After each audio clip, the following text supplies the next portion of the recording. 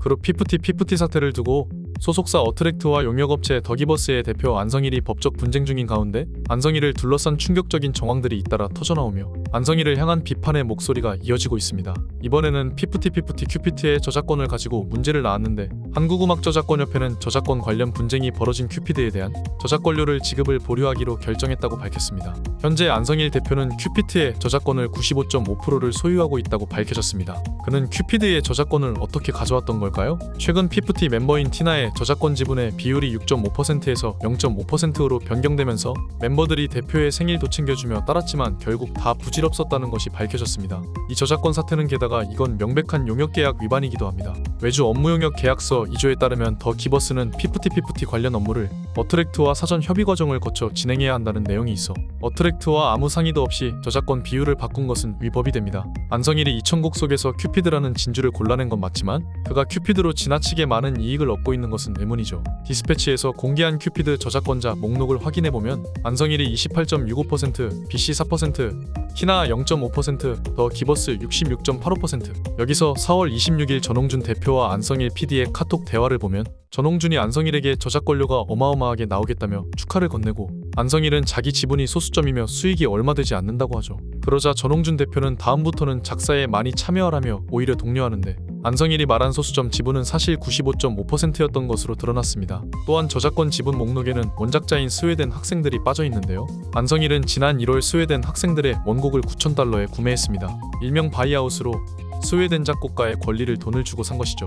이는 합법이지만 안성일이 그 돈을 돌려받았다면 얘기는 달라집니다. 디스패치는 어트랙트가 지난 3월 발행한 세금 계산서를 입수했는데요. 전홍준 대표는 당시 상황을 이렇게 설명하고 있습니다. 당시 자금 사정이 좋지 않아 안성일에게 곡비를 먼저 받았다. 다행히 3월에 일부 투자를 받아 더 기버스에 바로 돈을 갚았는데 나중에 알고 보니 안성일이 몰래 저작권까지 양도받았다고 밝혔죠. 원작자의 사인 필체과 안성일이 제출한 원작자의 사인은 상이하게 다릅니다. 즉 카피도 아니고 전혀 다른 사인을 해 제출한 것으로 볼 수 있죠. 이것을 사인 감정을 의뢰했는데 양우열법문서 감정연구원이 말하기를 전체적인 구성 요소의 필법에서 상이한 필적으로 사료되며 결론은 아예 다른 사인, 즉 사인을 위조했다는 말이 됩니다. 그리고 실제로 디스패치 취재 결과 안성일은 2차례 사인을 위조했고 처음엔 더 기버스 직원 김씨의 이름으로 위조 사인을 만들어 제출했으나 서류 미비 등의 이유로 반려된 것으로 확인되었지만 안성일은 꺾이지 않았고 이번에는 제출자를 본인으로 2차 시도를 합니다. 스웨덴 작곡가 사인을 가짜로 넣는 등 지분 확보를 위해 불법 행위를 한 것이죠. 타인의 인장이나 서명 등을 위조 또는 부정 사용한 자는 3년 이하의 징역형이니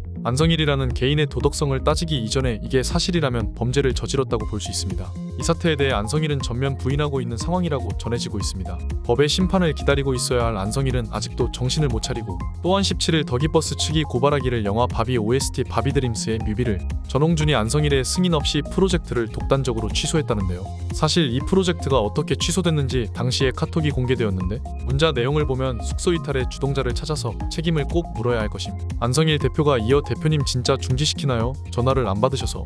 이어 전홍준은 내 중요소송건이 빨리 해결되어야 된다고 판단됩니다. 바비오스 건은 아란의 의사소견으로 진행 못하는 것임. 7월 14일 복귀. 아이들과의 빠른 협의만이 서로 살 길인 외부에 알려지면 그땐 정말 돌이킬 수 없습니다. 상처만 남음이라는 전홍준의 카톡을 확인할 수 있죠. 여태까지 안성일과 전홍준이 지금의 사태를 막기 위해 말을 맞췄고 아란이 아팠던 건 맞지만 다 나은 상태에서 숙소 이탈을 해서 어쩔 수 없이 프로젝트 중단을 해야 하는 상황이었다는 거죠. 멤버가 숙소 이탈 후 사라졌다는 게 외부에 알려졌다면 어떻게 됐을까요? 피프티에게 불리해질 걸 아니까 아이들을 보호해주기 위해 전홍준 대표가 어쩔 수 없이 선의의 거짓말을 한 것인데 안성일은 이 모든 걸 알고 있으면서도 전 대표의 이미지에 흠집을 내려고 했죠. 이렇게 고르고 골라 터뜨리는 내용마다 더 기버스에 불리한 내용밖에 없는지 만약 안성일 대표가 이 모든 것을 변호사에게 자문받고 진행했다면 이 변호사가 더 기버스의 스파이라고 생각됩니다. 사실 이것 말고도 안성일 관련된 여러가지 의혹들이 있는데요. 또한 이런 사태에 오히려 피프티 멤버들은 2주 동안 침묵을 유지하고 있는 상황이죠.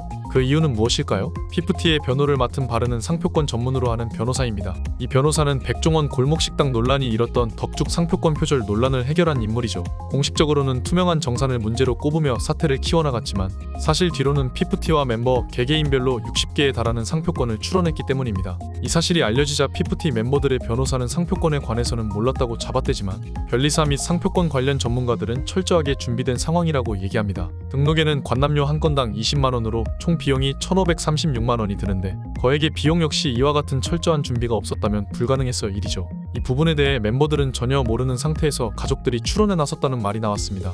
그렇다면 피프티 멤버들이 상표권에 관해 모르는 상태에서 일어난 일이 맞냐는 의심을 받고 있죠. 피프티 멤버의 변호를 맡은 바른의 변호사는 상표권 전문가라고 불리는 인물이며, 바른은 업계에서 7위 안에 드는 대형 로펌으로 상표권 및 지적재산, 계약법을 전문으로 하는 회사이죠. 그중 유영석 변호사는 실제로 스포츠 용품 회사를 상대로 유명 배드민턴 선수 이씨의 법률 대리를 맡아 유사상표 금지 청구를 진행하는가 하면, 퍼블리시티권 관련 분쟁과 상장법인 D사의 약품명과 관련된 상표권 침해 사건 등 이 업계에서 굵직한 사건을 해결한 전문가로 알려져 있죠. 이로 상표권 출원뿐만 아니라 업계를 대표하는 변리사까지 나선 것인데, 즉 상표권의 소유자인 가족들은 상표권 출원을 철저하게 준비했다는 의미로 볼 수 있습니다. 이 사실이 알려지자 멤버들은 침묵을 지키는 전략을 유지하고 있습니다.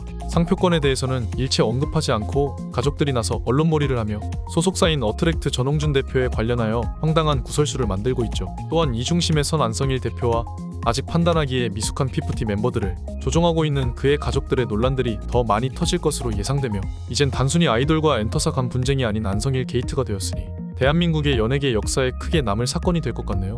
앞으로 피프티와 안성일의 사건은 과연 어떻게 결말을 이어질지 지켜보며 이상 영상 마칩니다.